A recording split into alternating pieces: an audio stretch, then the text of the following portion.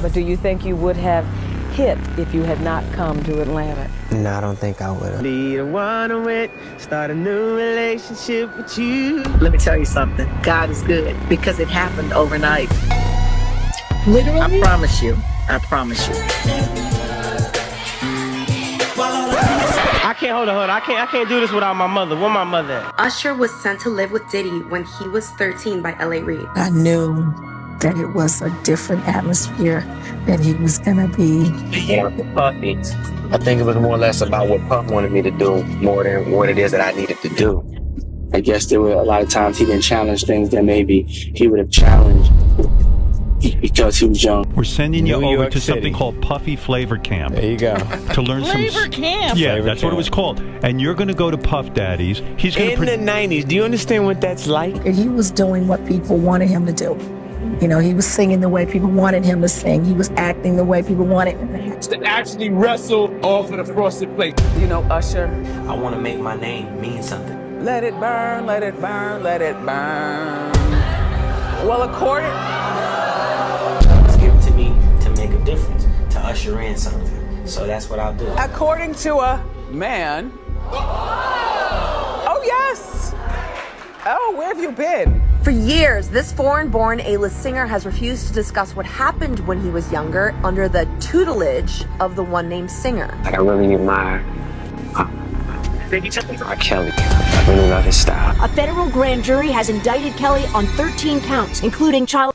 According to a man, Usher, he's saying that Usher gave him herpes. But I'm like, man, you know, there's a couple people she listens to. Usher, Dr. Oz, like when y'all say it, it's like, okay, cool. Consider it like, I guess, marriage therapeutic. Yeah. You know what I'm saying? I'm making it easier, you know, in the conversation. And if y'all not married, I mean... Can you make a song called In Your Butt? You know, without that artist development of Aristilla Face Records, I wouldn't be the mentor that I am today.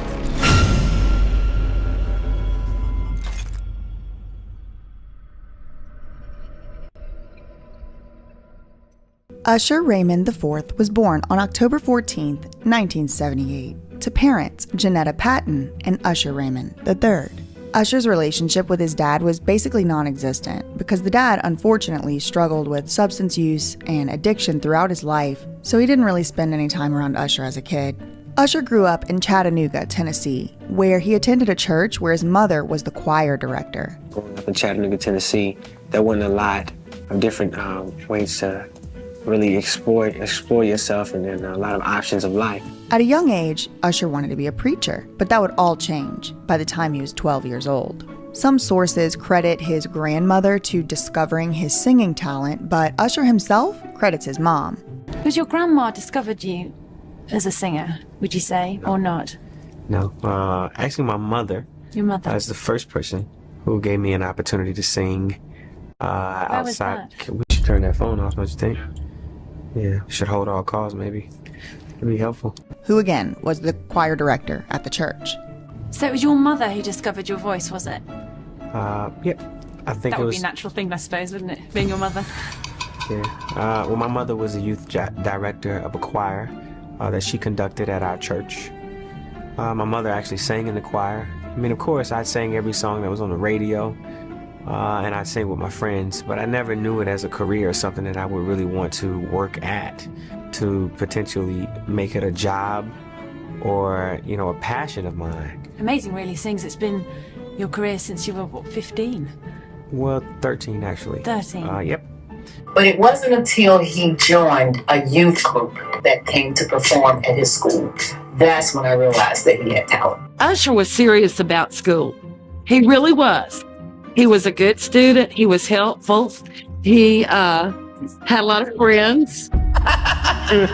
I'll tell you a little secret about Usher that I shouldn't tell. Instead of reading, Usher could sing the words to it. Do you remember our reading group? Yes. And he could sing. And then we would get into it and we would start singing with Usher. So at some point when Usher was like 10 or 11 years old, this singing group came to his school, and the group was called New Beginning. The group was composed of 4 young men, and they would sing and dance and perform for local high schools, and their message and their mission was to kind of keep kids off drugs and basically tell kids that you don't really have to be doing all that criminal stuff to be cool or whatever. Well, Usher really wants to join this group, and he basically begs his mom to join, and finally he does audition and he joins the group. This is a photograph of your first band. I believe this is from 1993, and the name of the band? New Beginning. New Beginning. Were these like your neighborhood friends, or was this like a band of... So we were like an anti-youth drug group. Like we would go out and we would go to schools and we would tumble and we would do positive things. There's just so many negative things in our world. What was the first time you heard yourself on the radio? Was it from this? The first time I ever heard myself on the radio, yes, I was in the group. And I think I was in the car with my mother. And I didn't believe it, but I heard myself on the radio and I'm like, oh my God, I made it, you know? Yeah, that's exciting, so exciting. I mean, have you ever reached a level of excitement that equals that? The first time is like no other. I mean, in 1991, Usher did record 10 songs with the group New Beginning, and it was released only locally by mail or something, but eventually once Usher did become super famous, like by 2002, they did re-release that album, and you can get it today. I was in a group for a very short amount of time. This was an anti-youth drug group. This was an anti-youth drug group in Chattanooga, Tennessee, which is where I'm from. Usher's mom, Janetta, did tell this story about Usher meeting New Beginning at his school, and she said he met this group and he was very persistent that he wanted to be in the group. He met this group and he was very persistent. You know, he really wanted to sing in this group. So I said, okay, that's fine. I'll let you participate. Janetta, Usher's mom, who would ultimately end up being his manager/momager of sorts, she actually said it wasn't until Usher joined this group and started performing that she realized how much talent Usher really did have. That's when I really realized that this kid right here is truly talented. Yeah. So she was like training you? How did that work out? Well, you know, my mother... Like, do your push-ups, Usher. Come on, do it. No. My mother, she can't get on you. My mother will, really rag on you if you, a puny man walking around feeling sorry for you. No, I'm not going to feel sorry for you. You need to go ahead and work out. Do your thing. Have you done your vocal lessons for today? So she's been somewhat of a coach, a mother, a friend. Yeah. Best friend, all of that, in a ball. But I enjoy having my mother as my manager simply because, who more can you trust than, your own blood? And that's about the time that Janetta decided that she wanted to move the family from Chattanooga, Tennessee to Atlanta, Georgia. I moved to Chattanooga, Tennessee, and that's where I live now with my mother and my father and my younger brother. But why in Tennessee? Well, it's not like the center of entertainment USA, right? No, that's why I moved to Atlanta. I knew that he had a talent. Atlanta was just an hour and a half away. And she knew that here in Atlanta, there was more opportunity than in Chattanooga, Tennessee. And all you had to do was tap into the right mix. We moved the family to Atlanta. But Usher did not want to leave his hometown, and he did not want to leave his new band that he was in. I decided to pull him out of the group. We are here in Atlanta. There are bigger opportunities here, which he told me, you have destroyed my life. You have destroyed my world. And can you imagine how heartbroken I was? Because I knew it was not a good situation for him. I knew that. And Janetta is pretty consistent on this story as she tells it in interviews, and Usher's pretty consistent on it too. But when I was researching for this video, I found a different version of the story. And I don't know if it's necessarily exactly a completely different version of the story, but it certainly has some details that Janetta and Usher left out. And it comes from one of those band members who was actually in New Beginning with Usher. Anthony Bird was a part of the child sensation group called the New Beginning. Let's go back to those days, man. How did the group form, man? Daryl Wheeler was out there. I was also in the group called Flippo Mars. Daryl found me in that group and seen the talent that I had, and he formed a group called the Happy Clowns, man. And we used to dress up in clown suits and tell kids to just say no to drugs all around the projects, all at the schools, all over the world. And we met a guy named Sylvester Burton. And he said, man, you need to get them kids out of them clown suits and put them in some nice clothes, man. Make them like New Edition. They'll make $1 million. He took us out the clown suits and the makeup, but kept us singing positive music. We used to stand on the street corners and sell those tapes and CDs, man. We ended up signing a record deal out of Fort Lauderdale with a company called Foresight Records. It took out like our life changed, man. We ended up putting the album out. So New Beginning charted on Billboard? Yeah. And so Usher's mama at the time said, hey, I want my son to be the lead singer of the group. Usher can't beat Agent singing. Usher, I tell him to his face, and he know that. And Adrian and I, we were the lead singers in the green Which shirt. one's Adrian? Right there in the green shirt. And we were the lead singers. Okay. And so, but his mom wasn't having. His mom was like, I want Usher out front. If you notice the picture, let me grab a picture right quick, okay? This is classic shit y'all getting right here, y'all. This is shit that I didn't even know. You feel me? This picture right here, that's the group. Right. That's in the purple. That's Usher in the white. Right. When his mother bought him that white shirt on purpose, she was supposed to get him a yellow shirt. Okay. But she wanted him to stand out, so she bought him that white shirt. Okay. And that's why it looked like that on this picture. His mom wasn't having it. She ended up moving to Atlanta and kept pressuring Daryl, make him be out front. And Daryl was like, nah, they all sing together. They a group. They gonna stay together. So she used to take out songs. She worked at Blue Cross Blue Shield in Atlanta. Babyface record label was at the top of Blue Cross Blue Shield. He owned the whole top floor. She would give the music to the janitor and have him take it up there. And one day, the record exec that said, I want to meet Miss Patton and bring us music and Usher up there. They listened to our music and he was like, man, where this group at? Babyface fell in love with it. And his mom and them told him that, we weren't together no more. The group what were y'all together at the time, or she just said that? No, we were still together. She just told him we wasn't together no more, but my son's still singing. And so she took Usher up there, and Usher was singing for him, and they fell in love with him, and they signed him to a deal. And that part right there is a major discrepancy. On Usher's Wikipedia page and on all these different places, it is very clear that the story that's presented to the public is that Usher was signed only after going on talent shows and things like that. I'll get into what that public story is. We are going to talk about it in just literally a few seconds. But in the meantime, I do just want to point out here, Anthony Bird said the way that Usher got signed was that Usher's mother worked in the same building as Babyface's record label. So I moved to Atlanta. My mother, she began to showcase me, in different talent shows. And, I was recognized, luckily by someone, who was an executive at a record company. Yeah. So they introduced me to LA Babyface. And, I sang for them and they sort of let me. Like, we want you. Yeah. Like that. Something like that. Or more or less like, can you handle this? Do you really want to do this? Well, would it come as a surprise to you to know that Babyface's record label was none other than LaFace Records? And LaFace Records was a joint venture started by L.A. Reid and Arista Records and Babyface. So this is the first version of the story that you're going to hear in this video, but I do want to give you a heads up and a warning that it is not the only version you're going to hear. And a whole lot of other things happened, from him running away from home, from fights and tears and crying. Apparently he was crying every day, and he even tried to run away from home to avoid moving to Atlanta. He accused his mother of destroying his life and trying to take his dreams away. In any event, the family did end up moving to Atlanta, and by the family I mean Janetta, Usher, Usher's stepdad, and Usher's half-brother. And once they moved to Atlanta, that's whenever Janetta started to enter Usher into local talent competitions. And this is where it starts to sound very familiar to not only Britney Spears, but also to the Backstreet Boys. And like I already said, Usher did tell his mom that she, quote, destroyed his life. And so I began to enter him into competitions after I pulled him out of that group, which he told me, you have destroyed my life. You have destroyed my world. And can you imagine how heartbroken I was? Because I knew it was not a good situation for him. I knew that. When you pulled him out of that group, how long was it before Usher was able to know and you were able to know in your heart that as a mom, you made the right decision? Let me tell you something. God is good, because it happened overnight. Literally? I promise you.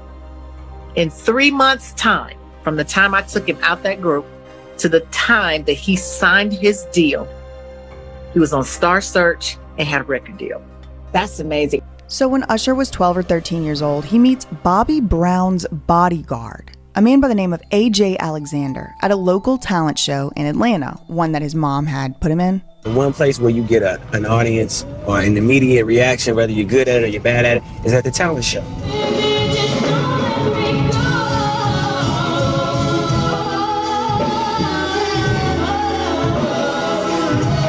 The Holiday Inn that we get ready to go to is the place where the audition was held for the Atlanta Talent Search. That was like the big break. That was the talent show that offered me my big break.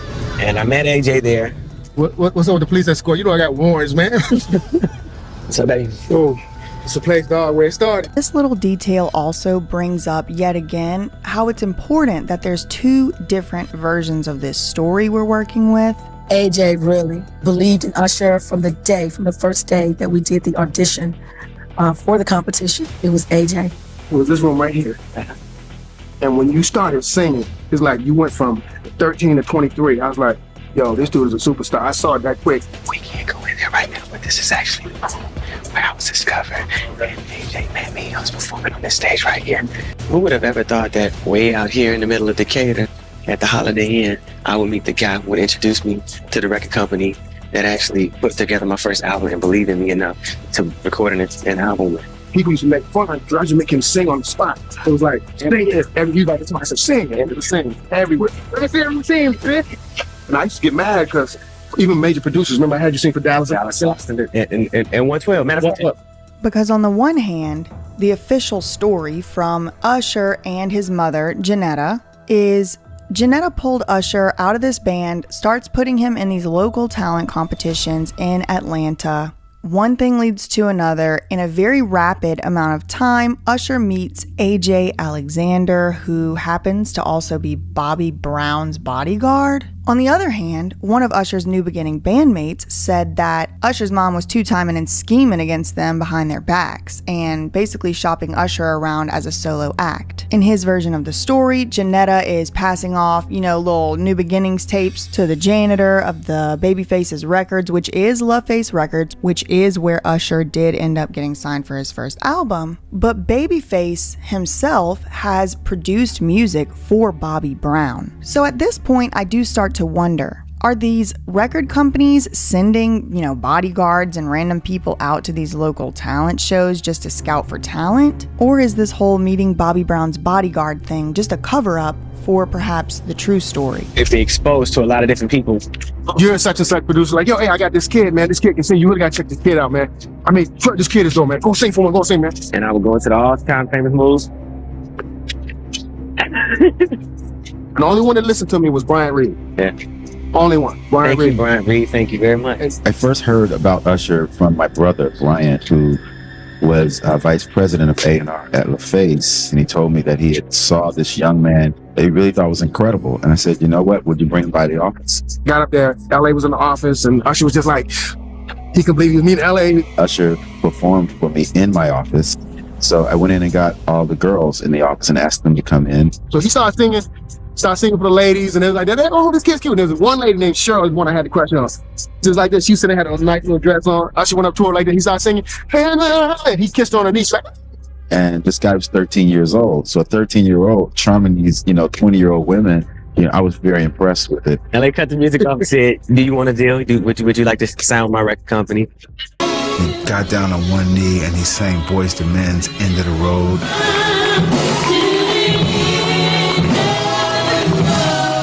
He really charmed the girls in my office. That was my first meeting with Usher, and it was also the day that I signed. Things to think about. Now, AJ would take Usher around to perform at more local talent shows, and that's how Usher eventually did land a spot on Star Search. I went to the Star Search. You're familiar with that, right? Right, absolutely. With the Star Search. And a welcome 14-year-old Usher Raymond. How could you love me and leave me and never say goodbye? Star Search did a lot for me professionally.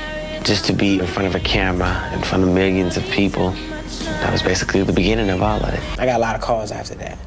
But beforehand, I had talked to a big LaFace, a rap over at LaFace. He introduced me to L.A. Reid and Babyface. I had a talent show in Atlanta, Georgia.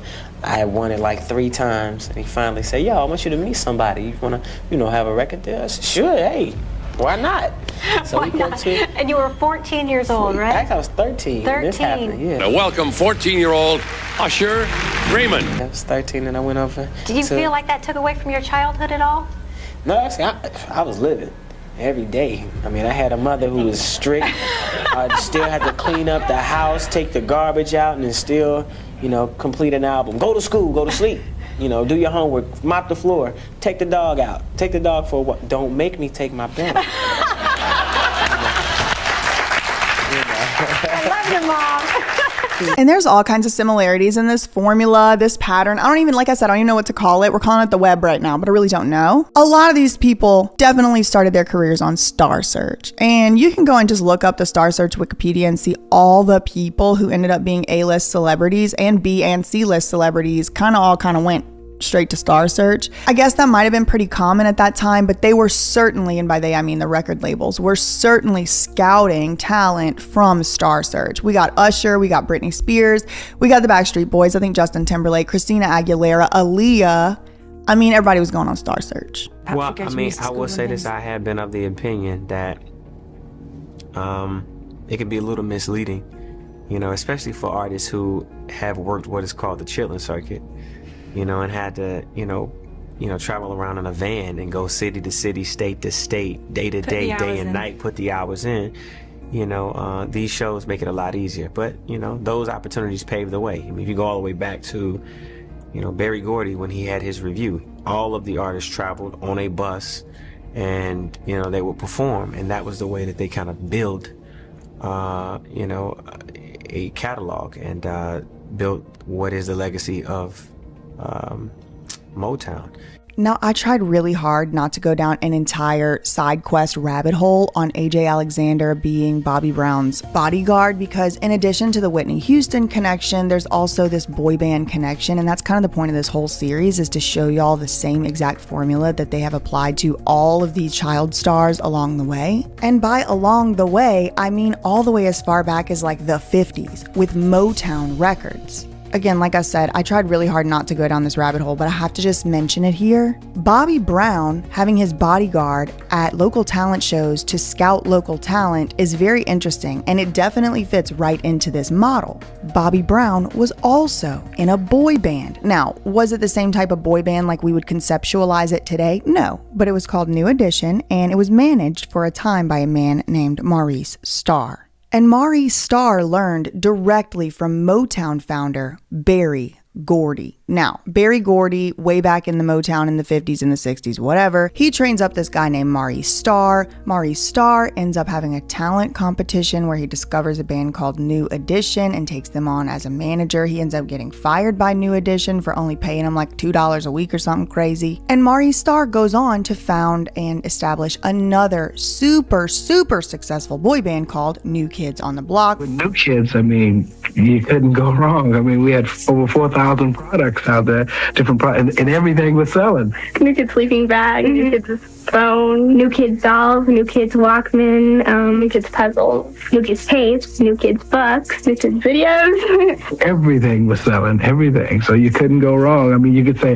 a sock, a pencil with a piece of dirt on it, a towel from underarm deodorant. I mean, anything. I noticed that the merchandise for New Edition wasn't really selling to white kids, but it was selling to black. So I figured the ultimate would be a teen white act. And that's when I came up with the idea of New Kids on the Block. Which was basically the blueprint for the Backstreet Boys. Well, New Kids on the Block, that's when I took it to the street. I remember the first time I went into a flower shop and I heard this little white kid singing. I said, hey, you want to be in a group and all? I said, I'm, Maurice Starr. He hadn't really heard of New Edition.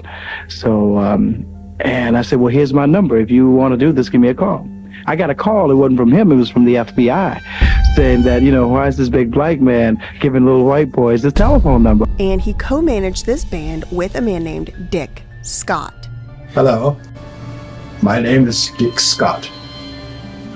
I've been in the business so long. Now, Dick Scott learned directly from none other than Motown legend and founder, Berry Gordy. So it goes, Berry Gordy trains up Dick Scott as a Motown executive. Then Dick Scott works with Maurice Starr to co-manage New Kids on the Block. But there was another New Kids on the Block manager named Johnny Wright. He was the tour/road manager with his wife, Donna Wright. Johnny Wright was featured heavily in some of my more recent videos about this topic, the one with P. Diddy and the one with the Backstreet Boys, because he was a major Hollywood manager back in the day, and he still is today. Johnny Wright was the tour manager for New Kids on the Block. He was Britney Spears' manager. He was NSYNC's manager and Justin Timberlake's manager specifically. He was Backstreet Boys' manager. I mean, he was all up in the mix back in the day. So we have a direct line from Berry Gordy, Dick Scott, Maury Starr, Johnny Wright, and that leads us directly to the Backstreet Boys. And it goes from the boy band Jackson 5 to New Edition, which is supposed to mean New Edition of Jackson 5. New Edition inspires New Kids on the Block. New Kids on the Block inspires Backstreet Boys. And Backstreet Boys is the blueprint for the modern day boy band.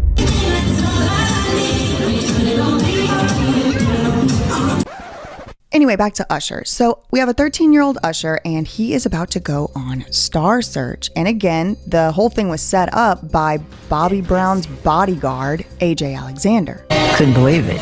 Couldn't believe this little kid was doing all the things he was doing, getting in their face, kissing their hands. People thought he was singing with a track. That's how pitch perfect he was. I was all out in the audience. I was all over the girls. I was a ham. Well, AJ invites someone else to come and watch a young Usher perform on Star Search, and that someone else is a man by the name of Bryant Reed. And Bryant Reed isn't just some random bodyguard. No. Bryant Reed is actually the brother of one of the biggest, most powerful record executives at the time, L.A. Reid. How did you get your record deal?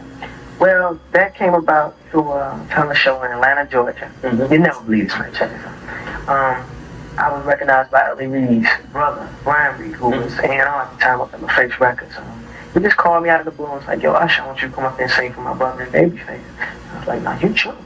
I'm serious. So I came up there, sung for him in the office now. You brace yourself. I sung for L.A., Face, and a couple of employees, and right off after that, you got a record deal. I mean, that sounds real easy with this business.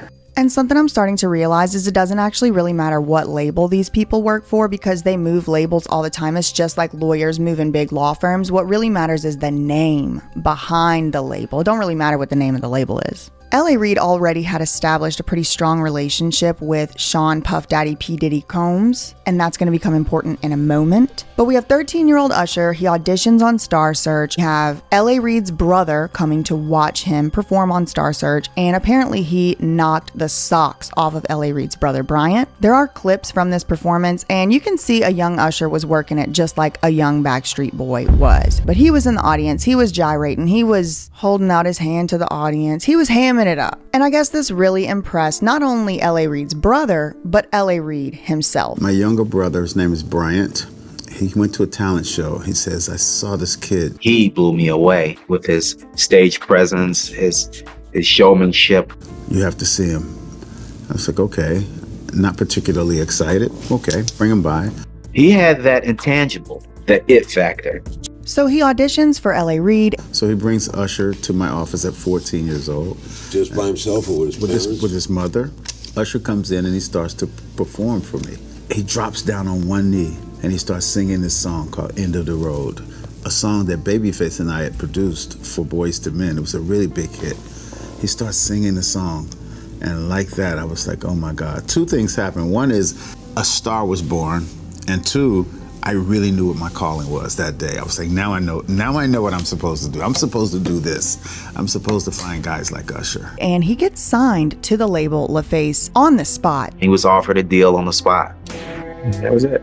Literally the same day he auditioned, which in my opinion kind of set off alarm bells because that means that Usher's mom probably did not have time to run the contract by any lawyers, which is a little bit exactly the same as the Backstreet Boys. When the band came to New York to sign their record contract, Denise, who was AJ's mother, wanted an outside lawyer to look at the contract. And Lou says, absolutely not, it's now or never. And so she signed. Hey, we signed a contract. Let's move forward and let's make a lot of money together and let's make this thing happen. So once little baby 13-year-old Usher is signed, they put him to work immediately and they let him sing a featured song on the Poetic Justice soundtrack. And looking back at this very first music video, it is clear that Usher was destined for the A-list. The music video featured a tiny little Usher in a suit in the Stanley Moss Courthouse. probably, alongside a still living Kim Porter, Tupac Shakur, and young Janet Jackson. According to reports, when Usher was first signed to LaFace, he was given Sean Puff Daddy Combs as a mentor? Let me not get ahead of myself. Anyway, okay, so Usher is 13 years old, and that's the time where he was set to record his first album with L.A. Reid's label, LaFace, and he promptly began to lose his voice and struggle with acne because he was going through puberty. Jan Smith, an Atlanta, Georgia native, has worked with over 3,000 students in 14 years. Her vocal training client list includes multi-platinum Grammy-winning artists such as Rob Thomas, Matchbox 20, Chili of TLC, Jermaine Dupri, L.A. Reid, and many nationally acclaimed recording artists. When he first came to you, what was he like? Well, he was in a point of distress at that point, having some problems with his voice, and actually his mother had called her friend Elton John. And Elton was in a studio here in Atlanta working on a project with some friends of mine who are in Collective Soul. And anyway, Janetta asked Elton for a referral, knowing that Elton had vocal problems. And Elton referred her to me. And Elton referred her to me. So she brought her son to me, and we evaluated what was going on with him. I had him see a doctor first, and then we began working on rebuilding his voice so that he could make his high notes and straighten out some of his range.